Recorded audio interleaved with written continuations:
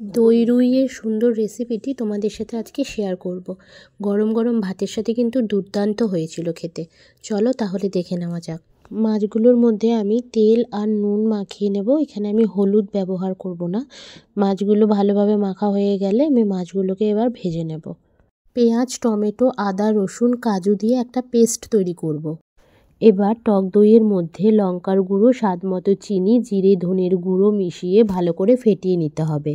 মাছ ভাজা তেলের মধ্যে গোটা গরম মশলা, শুকনো লঙ্কা, তেজপাতা ফোড়ন দিয়ে মিক্সিতে তৈরি পেস্ট দিয়ে দেব। কিছুক্ষণ নাড়াচাড়া করে তার মধ্যে ফেটানো টক দই আর পোস্ত ও চালমগড়া বাটা দিয়ে আমি ভেজে রাখা মাছগুলো দিয়ে দেব। এবার মাছগুলোকে আমি মশলার সাথে ভালোভাবে এপিট ওপিট করে নেব।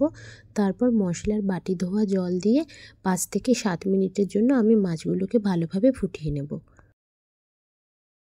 নামানোর আগে স্বাদ মতো নুন আর কয়েকটা কাঁচা লঙ্কা চেরা ওপর থেকে দিয়ে নামিয়ে ফেলো দই রুইয়ের এই সুন্দর রেসিপিটি।